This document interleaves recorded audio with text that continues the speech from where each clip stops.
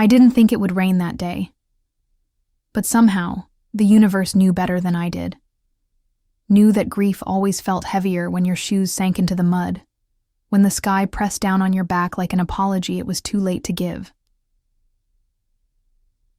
The end. Cemetery smelled of wet earth and old stones, the kind that cracked and split when the frost came in winter. I stood there, alone, clutching the thin, slippery strap of my mother's old leather purse against my side, like it could somehow anchor me. The casket was simple. Weathered wood, no ornate brass handles, no velvet lining. That was how she had wanted it. "No waste, Belle," she had said once, brushing my hair back when I was 12. "Flowers and fancy coffins are for the living, not the dead." I swallowed hard, wishing I could forget every time I had rolled. My eyes at her practicality. The priest droned on, his voice mechanical, reading from a sheet he barely glanced at. Not once did he say anything personal. Nothing about the way my mother loved bitter black coffee, or how she sang Patsy Cline off-key while mending the same kitchen curtain for the 3rd time. Nothing about how her laugh filled the cracks of our broken house like sunlight. Behind me, the family gathered like a flock of uneasy crows, their black umbrellas bobbing in the drizzle. I heard the whispers, sharp, ugly things, drifting toward me with the mist. Shame she ended up like that. She was always stubborn. No one's fault but her own.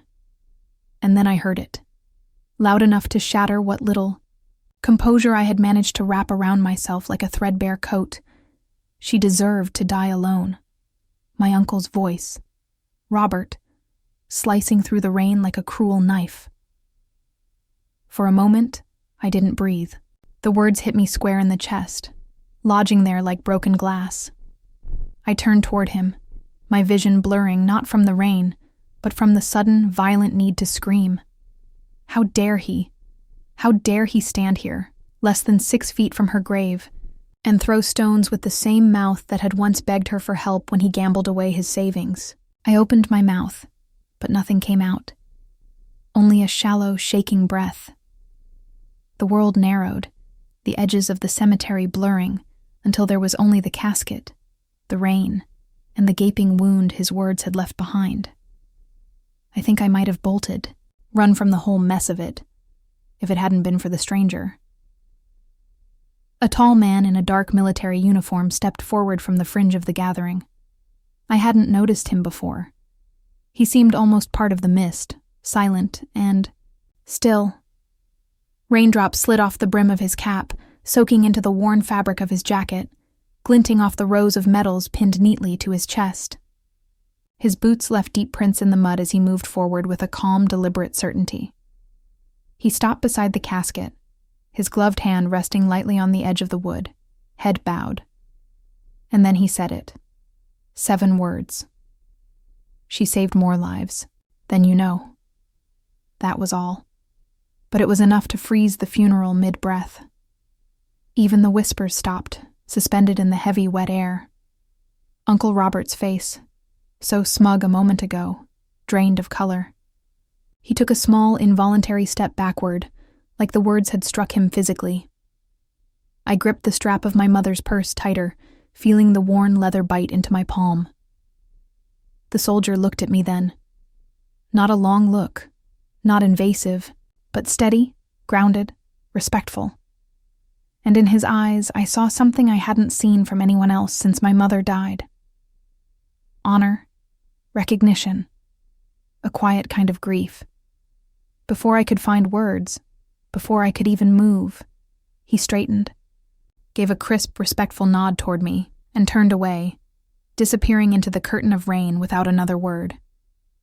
I stood there, shivering, rain sliding down my cheeks like tears I couldn't cry. The funeral ended in an awkward, shuffling kind of silence. No one dared say anything after that. They scattered, umbrellas bobbing away like dark birds, eager to escape the weight hanging in the air. I stayed until the groundskeeper lowered the casket into the raw, open earth, the mechanical whine of the lift sounding like a bone breaking in the misty quiet. Only when the first shovelful of dirt hit the lid did I let the tears fall freely. I pressed my forehead against the cold metal of the necklace I wore, a small silver locket my mother had given me when I graduated high school. Inside, a picture of the two of us laughing over burnt pancakes. She deserved better than this, I whispered into the rain. Somewhere inside, something shifted, broke, and maybe, just maybe, started to heal. I didn't know who that soldier was. I didn't know what secrets my mother had carried quietly to her grave. But I was going to find out.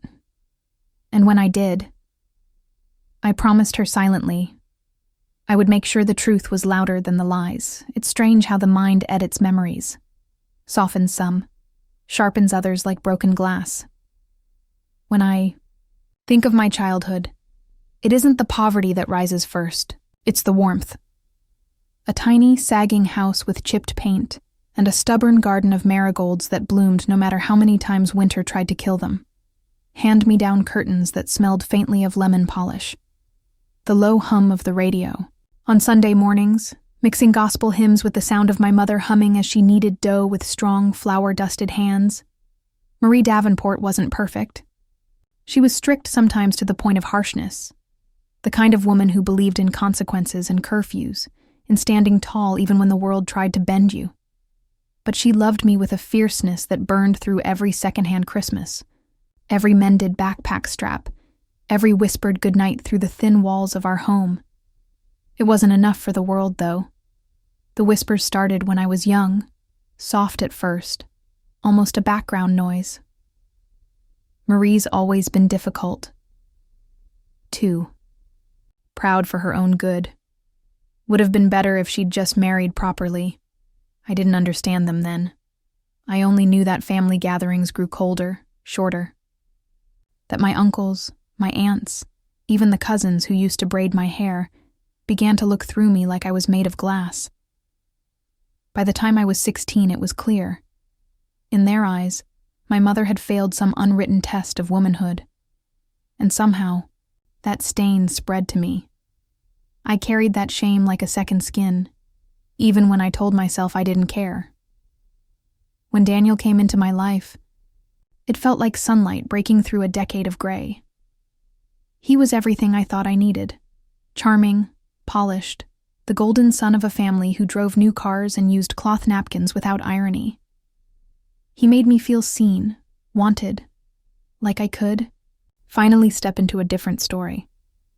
I still remember the first night I brought him home, the way Marie wiped her hands nervously on her jeans, trying to tame her calloused fingers, the way her eyes, sharp and too perceptive, studied him with a caution I didn't understand. A caution that prickled at the back of my neck, even as I laughed too loudly at Daniel's jokes. When he left, that night, she sat beside me at the kitchen table, her hands wrapped around a chipped coffee mug like she was trying to warm herself with it. "Charm hides rust, Belle," she said quietly, staring into the steam.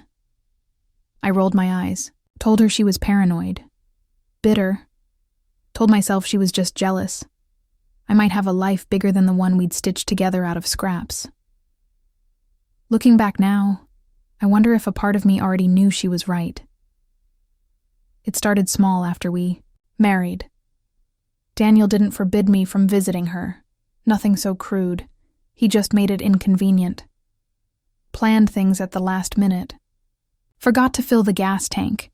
Complained about how draining it was to listen to her negativity. "You know she thinks you're still that little poor girl," he'd say, half joking, tugging me into his lap. "You don't owe her your life, Belle. You're better than that."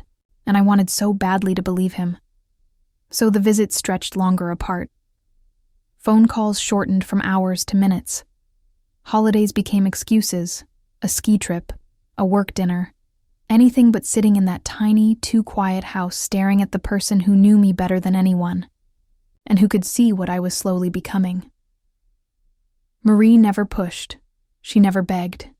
She just stopped asking. By the time I realized the silence between us had thickened into something permanent, it was already too late. I got the call from the hospital. 3 weeks after Christmas, a voicemail so casual it sounded almost wrong. Your mother, Marie Davenport, has been admitted. If you could contact us regarding her care. I hadn't seen her in almost a year. The guilt twisted through me, vicious and unforgiving, as I sat in the parking lot gripping the steering wheel, the phone still buzzing weakly in my lap. I told Daniel. He nodded, distracted, scrolling through his phone. She'll be fine. They always make it sound worse than it is. You don't have to drop everything. I nodded back, grateful for the out. Promised myself I'd visit after the weekend. Maybe send flowers first.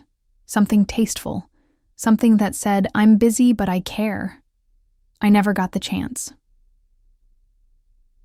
Marie died 2 days later. Pneumonia. Complicated. By undiagnosed diabetes, the nurse said gently over the phone.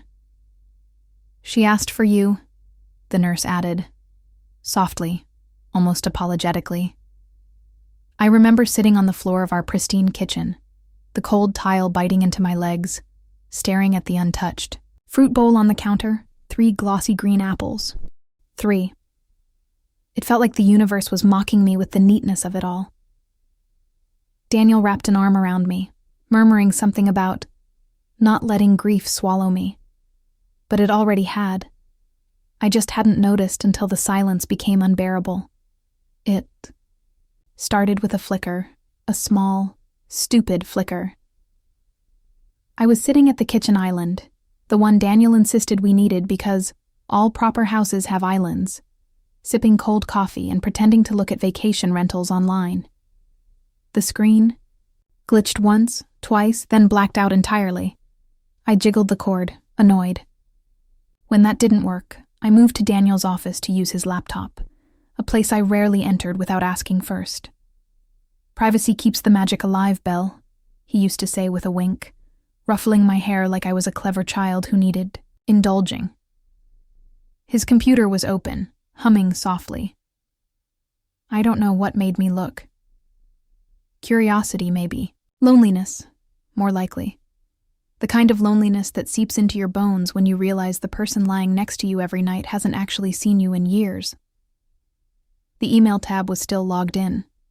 Messages lined up like neat little bullets, most labeled business or urgent, but one thread stood out.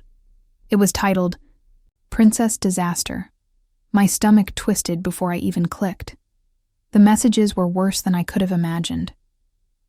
There she was, a woman I didn't know, laughing in typed words about my pathetic loyalty, mocking my desperation to be enough, joking about how easily Daniel spun me in circles while building a real life with her.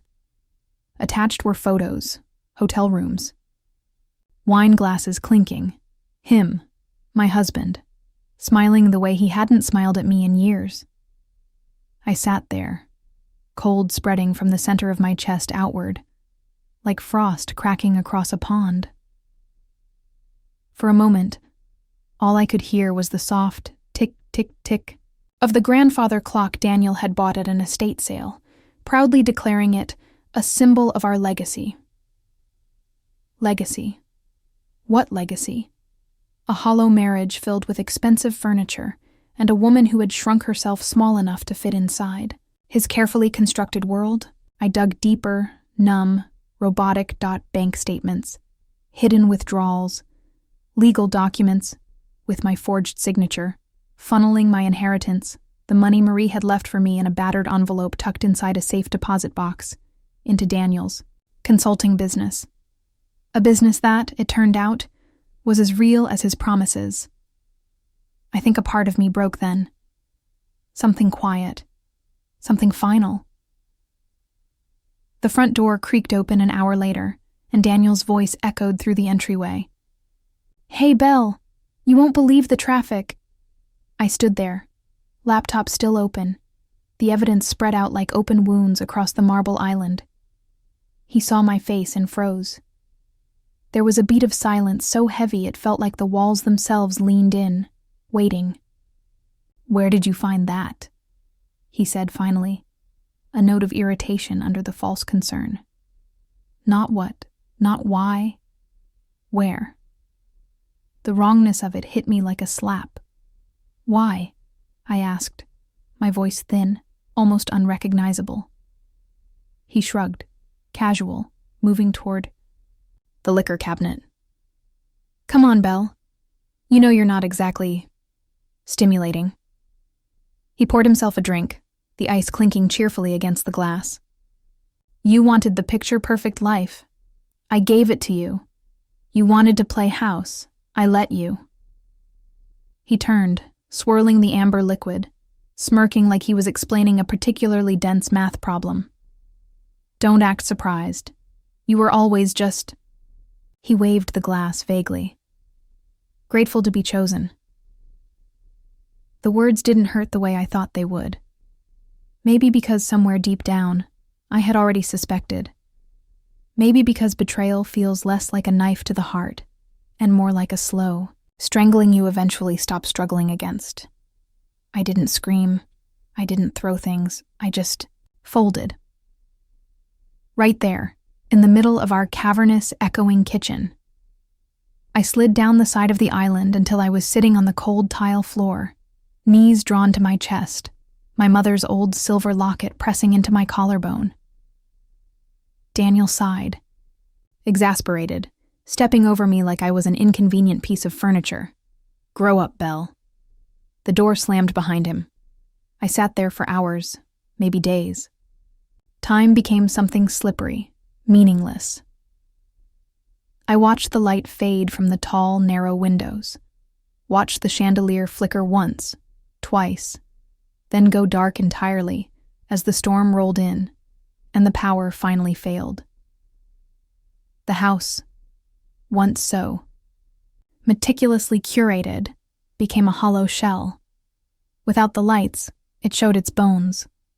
Cracked molding, water stains hidden behind expensive curtains, peeling paint underneath the designer wallpaper. I crawled to the closet eventually, the one room he never bothered to organize, and found the box I hadn't opened since Marie's funeral. Inside, her favorite sweater, still smelling faintly of lavender soap, a packet of letters I had never mailed, a photo of us on the front porch. My face lit up with a joy I hadn't realized I was capable of losing. I pressed the photo against my chest and let the tears come. Not polite, not pretty, but raw and ugly. Grief, guilt, rage, self-hatred. They tore through me. A storm stronger than anything outside those broken windows. And somewhere in the darkness, between the cracks of who I used to be, something else stirred. Something small. Something stubborn. I wasn't dead. Not yet. Marie hadn't raised a woman who quit because someone told her she was lucky to be chosen. She had raised a woman who fought, even if she had forgotten how. Wiped my face on the sleeve of my sweater and sat there, breathing in the smell of lavender and rain, clutching that photo like it was a lifeline. Somewhere out there, in the wreckage of my life, was a thread. And if I could find it, pull it, maybe, just maybe, I could unravel the lies and find my way back to myself. I didn't know how yet, but I knew I would, and this time, I wouldn't ask permission. The night I left, the house didn't even try to stop me.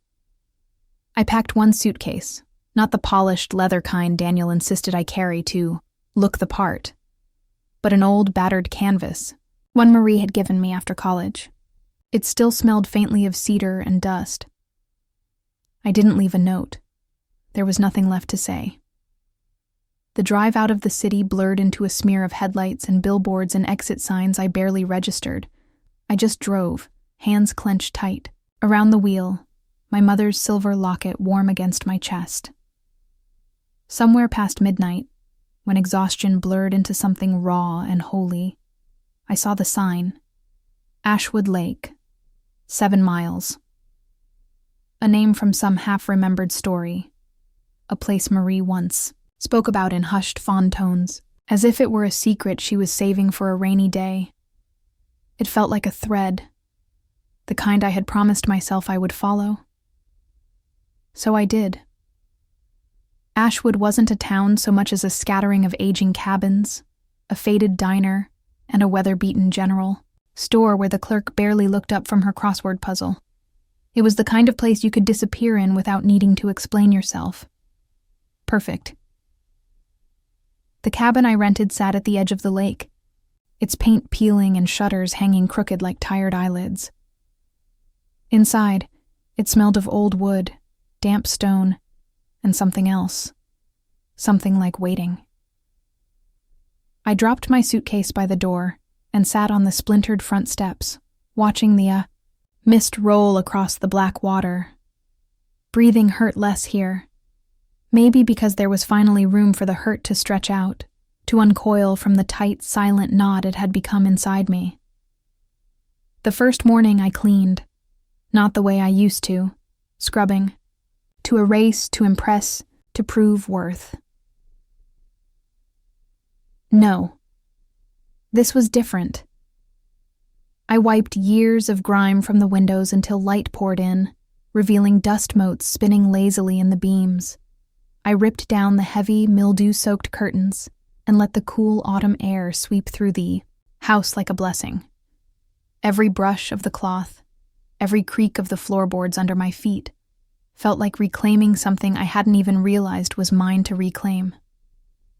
While unpacking, I found the stack of letters Daniel had never read, the ones I wrote during the lonely years when I still thought love was something you earned by trying harder. I burned them in the stone fireplace, feeding each brittle envelope to the hungry flames.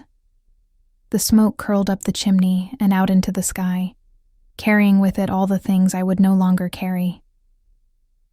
On the third day, I found the journal. It was tucked behind a loose floorboard in the tiny bedroom, wrapped in faded oilcloth. Marie's handwriting, spiky and determined, filled the pages. Stories of her nursing shifts, of quietly paying a neighbor's heating bill, of driving hours to deliver supplies after a hurricane ravaged a town 2 states over. She had never told anyone, never asked for thanks, never explained. Reading those pages was like meeting her all over again, not the tired, worn-down woman I had selfishly resented, but the fierce, compassionate soul who had quietly moved mountains while the world sneered. Tears blurred the words more than once. But for the first time in a long time, the tears didn't hollow me out. They filled me. But it was late afternoon when I met June. I was struggling to fix the broken hinge on the front screen door, swearing softly under my breath, when I heard the shuffle of footsteps behind me.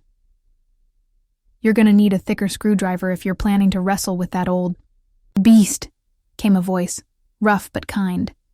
I turned to find a woman in her 70s, wrapped in a heavy cardigan, a basket of apples slung over one arm. She didn't pry, didn't ask for a name or a story. She just handed me the basket and said, "For pie, or throwing at raccoons, your choice." That was how it began. June would stop by every few days, sometimes with apples, sometimes with an old wrench, sometimes with nothing but a thermos of sweet, terrible coffee. She never filled the silence with empty chatter. She let it breathe. Let me breathe, until I found myself filling it with fragments of my story without even meaning to. And she listened.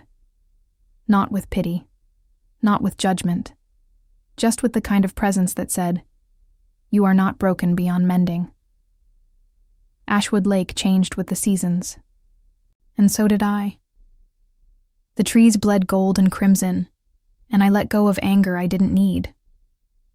The lake froze over, and I learned how to be still without feeling useless.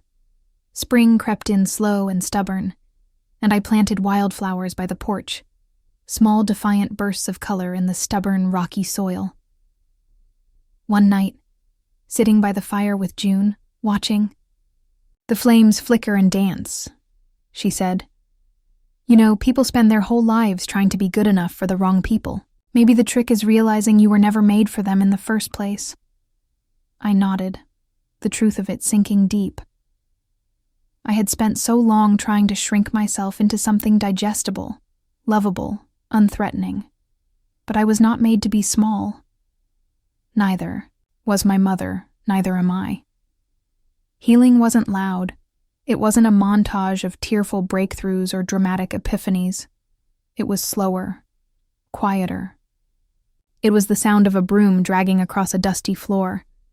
It was the way my hands trembled less each morning as I folded the old quilt at the foot of my bed. It was the way I started to hum under my breath again, tuneless and broken at first, but real. Ashwood Lake thawed in slow, stubborn patches. Ice cracked and gave way to dark, rippling water. Birds returned to the skeletal trees, filling the air with tentative, hopeful music. And I began to return to myself. June introduced me to Miriam, the owner of the town's tiny, stubborn bookstore. It smelled like yellowed paper and strong tea, a place where time creaked along at its own pace, untouched by the frantic world outside. Miriam didn't ask for a resume. She just said, "We could use someone who knows how to stack books without breaking their back." And just like that, I had a job. It wasn't glamorous. It wasn't what Daniel would have called strategic networking. It was real. I loved the weight of the books in my hands, the creak of the floorboards under my boots, the quiet moments when a child's face lit up at the sight of a new story. In the evenings, I fixed the cabin, not professionally, not perfectly, but with my own hands. June's husband taught me how to replace a broken window pane without losing a finger. Miriam's nephew showed me how to sand and seal the porch wood. Every scraped knuckle, every splinter, felt like a stitch in something larger. I was slowly mending inside myself. There was a women's center, 2 towns over, a battered, bright place full of women who smelled like laundry detergent and carried invisible scars. Sat in the back during the first few sessions, my voice trapped behind my ribs. But eventually, I spoke. And when I did, I realized I wasn't speaking to strangers. I was speaking to myself, the version of me that still lived in that silent kitchen, that still thought shrinking small enough might save her. Slowly, the shame loosened its grip. One rainy afternoon, sorting through a stack of unopened mail I had forwarded from the city, I found the bank documents. Thick, clinical, stamped with words like irregularities and unauthorized. Curiosity bloomed into suspicion, and suspicion into quiet rage. I spent hours, days, poring over them at the kitchen table, piecing together the trail Daniel had left behind like breadcrumbs he never thought I would follow. Loans taken out. In my name. Signatures forged with sickening familiarity. Properties transferred. Accounts drained. The betrayal was vast, cold, meticulous. But it didn't hollow me out the way it once might have. It crystallized something inside me. Not revenge, not exactly. Justice. Respect. For myself, for the woman Marie had raised me to be. I hired a lawyer, a small, wiry woman named Tamara, who had the calm, coiled energy of a hunting hawk. "You're not the first," she said, tapping her pen against the damning documents. "But you'll be one of the ones who walks away standing tall, if you want it bad enough." I did. God, I did. In the middle of preparing my case, I received a letter. No, return address. Inside, a military commendation, aged but pristine. A simple note, for Marie Davenport. With eternal gratitude, Captain Eli Moran. I sat down heavily at the kitchen table, the letter trembling in my hands. The soldier from the funeral, the one who had spoken 7 words into the rain. I clutched the commendation to my chest and closed my eyes. Marie had saved lives. Quietly, without fanfare. She had been a lighthouse, not a martyr. And here I was, finally stepping out of the wreckage of everything that had tried to dim me. One evening, after the paperwork was filed, after the subpoenas were issued, after the foundations of Daniel's carefully curated world began to shake, I walked barefoot down to the lake. The ground was cold but soft beneath my feet, the last stubborn patches of snow melting into the mud. The sky was bruised pink and purple, the water rippling with the first sighs of spring. In my hand, I held my wedding ring, small, heavy, meaningless now. I turned it over between my fingers, studying it the way an archaeologist might study a relic from a civilization long dead. Once, it had been a symbol of hope, of belonging, of a future built hand in hand. Now, it was just a ring, a band forged not in love, but in control, silence, and fear. I kissed the cool metal once, not out of nostalgia, but as a farewell. Then I waded knee-deep into the lake and let it slip from my fingers. The ring caught the last light of day and sank quickly, disappearing into the dark water with barely a ripple.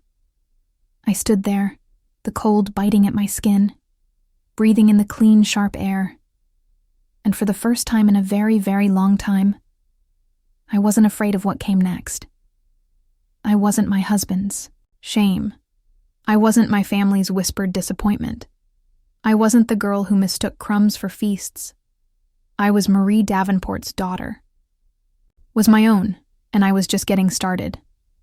The invitation arrived on heavy cardstock, the edges gilded like something out of a forgotten fairy tale. Midwinter charity gala, an evening of mystery and generosity. Masked auction to benefit children's arts programs. Daniel's name gleamed beneath the title, alongside his company's. It was the perfect stage, public, glittering, and hollow at its core. I stood in front of the cracked mirror in my cabin, holding the invitation between my fingers, feeling the weight of what I was about to do settle in my bones. I wasn't nervous. I wasn't angry. I was ready. The night of the gala, I wore a simple black dress, one Marie had bought me years ago at a secondhand boutique, insisting every woman needs one dress she feels like herself in. I pinned my hair back loosely, slid on a thin silver bracelet, and slipped a mask over my face. Delicate black lace, framing my eyes but leaving the rest of me clear and visible. I wasn't there to hide. The venue was a glass-walled art museum downtown, the kind of place Daniel loved to be seen in. All open spaces and polished marble, chandeliers dripping crystals like frozen rain. Inside, guests floated through the halls in silk and velvet, their laughter brittle and too bright under the clink of champagne glasses. Paintings lined the walls, abstract bursts of color and violence, while tables held objects to be auctioned, rare books, vintage jewelry, luxury vacations. Masks everywhere, literal and otherwise. I moved through the crowd unnoticed, just another shadow among a sea of smiling strangers, until the moment arrived. Daniel stood at the front of the room, basking under the soft, flattering spotlight, his mask gold and elaborate, feathers fanning out like a crown. He looked the same, polished, charming, untouchable. But I had learned the truth. His kingdom was built on sand, and the tide was coming in. I stepped forward. Every eye turned toward me as the crowd parted instinctively, as if they could feel the current shifting. Daniel's smile faltered when he saw me. Just a flicker, but I caught it. I walked calmly to the front, heels clicking softly against the marble, and handed a sealed folder to the event's attorney. A man whose face went from amusement to confusion to grim understanding in seconds, as he flipped through the documents. Inside, full bank records, meticulously traced. Forged contracts, testimonies from private investigators, proof of marital misconduct and financial fraud. Enough to end his career. Enough to end the charade. A gasp rippled through the room. spreading like fire across dry brush. Masks slipped, some literally, as stunned hands reached up to yank them away, as if clearing their vision could change the unfolding reality.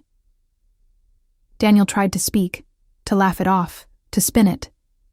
But legal officers in dark suits moved swiftly through the crowd, surrounding him. "Belle," he choked out, mask slipping from his face, eyes wide with fury and disbelief. "Belle, we can fix this."